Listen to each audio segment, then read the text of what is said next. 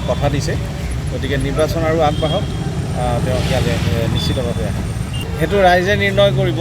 প্ৰথমটো হ'ল আপুনি হেভি ৱেইট বুলি কৈছে নিশ্চিতভাৱে হয় কিন্তু ৰাইজে যেতিয়া ভোটদান কৰিব হেভি ৱেইট নে লাইট ৱেইট বুলি নিশ্চিতভাৱে ৰাইজে ভোটদান নকৰে ৰাইজে চাব যে বিগত কিছু বছৰ সাংসদ বা দল এটাক জিকাই পঠাইছিলে তেওঁলোকে কাম কৰিলে নে নকৰিলে আৰু যদি ৰাইজৰ মনত পৰিৱৰ্তনৰ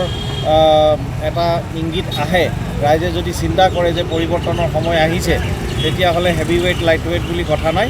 ৰাইজে নিশ্চিতভাৱে পৰিৱৰ্তন কৰিব আৰু সেয়া প্ৰায় নিশ্চিত হৈ আছে ৰাইজৰ মাজত যেতিয়াই গৈছোঁ এই পৰিৱৰ্তনৰ ইংগিতটো আমি দেখিবলৈ পাই আছোঁ চাওক সেই সন্দৰ্ভত সেইটো এটা কাল্পনিক প্ৰশ্ন হয় কাৰণ এতিয়ালৈকে কোনো ধৰণৰ তেওঁলোকৰ দলৰ তৰফৰ পৰা বা তেওঁৰ ব্যক্তিগত তৰফৰ পৰা কোনো ধৰণৰ মন্তব্য আমি শুনিবলৈ পোৱা নাই মিডিয়াৰ আগত গতিকে এই সন্দৰ্ভত এতিয়া মন্তব্য কৰাটো সঠিক সময় নহ'ব পৰৱৰ্তী সময়ত যদি প্ৰয়োজন হয় আমি মন্তব্য দিম কিন্তু আজিৰ দিনত ক'ব লগা পৰিস্থিতিত নাই চাওক প্ৰথমটো হ'ল ইয়াত এই যিটো আন্দোলন আপোনালোকে দেখিবলৈ পাইছে এইটো আম আদমি পাৰ্টিক উপকৃত কৰাৰ আন্দোলন নহয় এটা জনগোষ্ঠী তাত যিসকল লোক জড়িত হৈ আছে তেওঁলোকে ক'ৰবাত বঞ্চিত হৈছে বুলি এটা অনুভৱ কৰিছে তেওঁলোকে ক'ৰবাত তেওঁলোকৰ আৱেগত আঘাত পাইছে বুলি তেওঁলোকৰ এটা অনুভৱ হৈ আছে কাৰণ আপোনাৰ 1978ৰ পিছৰ পৰা যেতিয়া ইন্দিৰা কংগ্ৰেছ গঠন হয় তেতিয়াৰ পৰা আজিলৈকে যিকেইটা ৰাষ্ট্ৰীয় দল আছে তেওঁলোকে সদায় চাহ জনগোষ্ঠী বা আদিবাসী মূলৰ কেণ্ডিডেট এজন আগবঢ়াই আহিছে কংগ্ৰেছ দলে হওক বা বিজেপি দলে হওক প্ৰথমবাৰৰ কাৰণে এটা ৰাষ্ট্ৰীয় দলে তেনেকুৱা ধৰণৰ এজন কেণ্ডিডেটক আগবঢ়াই নিদিয়াৰ কাৰণে ক'ৰবাত তেওঁলোকৰ মনত এটা ক্ষোভ থাকিব পাৰে সেইটো কোনোবা দলক উপকৃত কৰিব নে নকৰিব সেইটো পিছৰ কথা কিন্তু বিজেপি দলক নিশ্চিতভাৱে ক্ষতি কৰিব আৰু আপোনালোকৰ পৰা অলপমান আশীৰ্বাদ ল'বলৈ আপোনালোকে কি কথা ভাবি আছে কি বিচাৰিছে সেই বিষয়ে কথা পাতিবলৈ আহিছো এক নম্বৰ কথাটো হ'ল কি এতিয়ালৈকে যিবিলাক হৈ আছে সেই হৈ থকা বিলাকৰ আপোনালোকে পৰিৱৰ্তন বিচাৰে নে নিবিচাৰে পৰিৱৰ্তন কেনেকুৱা ধৰণে বিচাৰে যি হৈছে আপোনালোকৰ ইয়ালৈ অহা ৰাস্তাৰ অৱস্থা এয়া কিন্তু যোৱা 76 ইয়াৰ্ছৰ পৰা চৰকাৰ আছে আৰু চৰকাৰে আপোনালোকক কৈ আহিছে আপোনাৰ আগৰ মানুহসকলক কৈছে আপোনালোকৰ মা দেউতাহঁতক কৈছে ককা আইতাহঁতক কৈছে যে আমি এনেকুৱা কৰিম চৰকাৰখন কিয় থাকে আৰু কিয় আছে সেই বস্তুবোৰ আপোনালোকে জানিবলৈ চেষ্টা কৰিছেন নাই আপোনালোকে 5 বছৰৰ মূৰত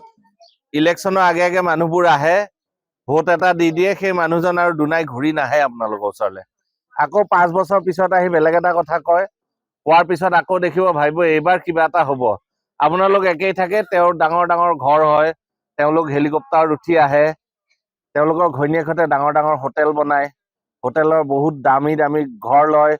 গাড়ী লৈ লৰাই এক্সিডেণ্ট কৰে সেইবিলাক সব কথা আপোনালোকে খবৰ পাই থাকে কিন্তু আপোনালোকে একো কৰিব নোৱাৰে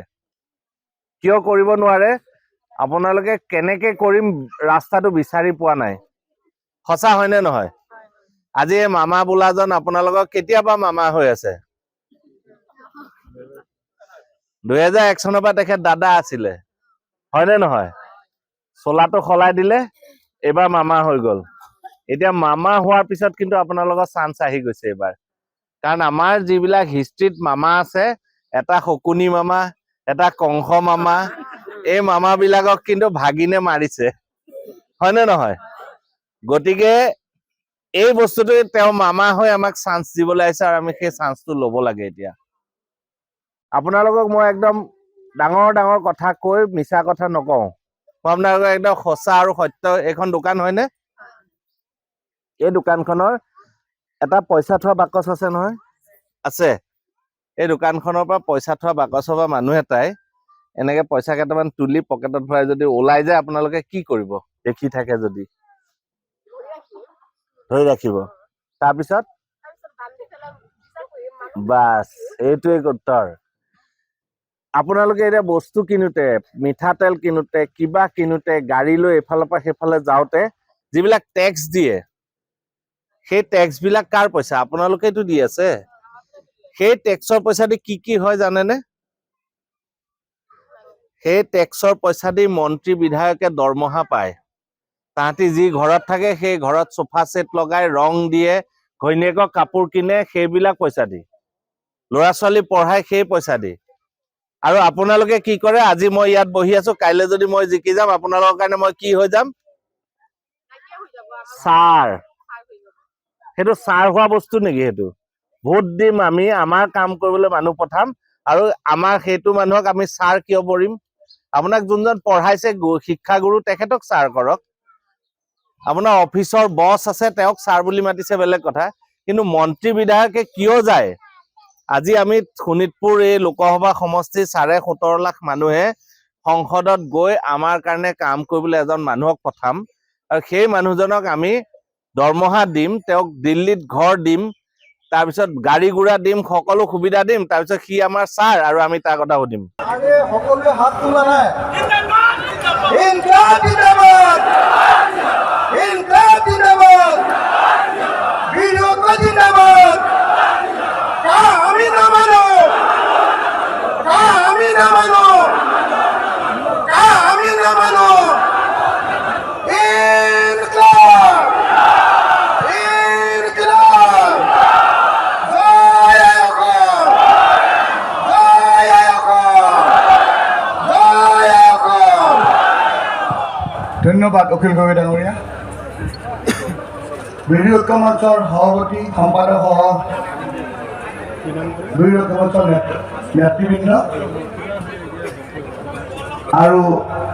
ৰাইজ, আমি নামানো, আমি নামানো, আমি নামানো। ইমান ডাঙৰকৈ চিঞৰক যাতে এই চিঞৰটো গৈ নৰেন্দ্ৰ মোদী আৰু অমিত শ্বাহৰ কাণত পৰে।